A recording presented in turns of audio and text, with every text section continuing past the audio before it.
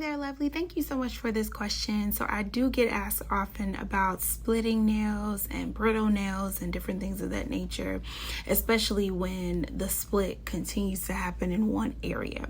So I will let you know that because I file and different things of that nature, and in particular, I hold my file a certain way and my finger on my opposite hand a certain way while I'm servicing a client.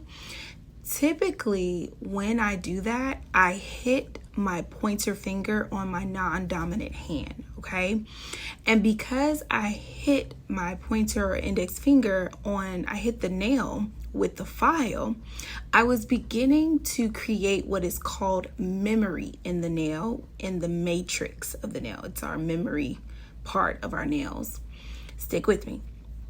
And because I was doing that, continuously hitting the file in that one particular area, that area of the nail began to thin and it began to split. So what I had to start doing was protecting that nail with product and or with wearing gloves. All right. And I need you to know that you have to do the same thing. If that is what's going on with you, pay attention to what you're doing with your nail.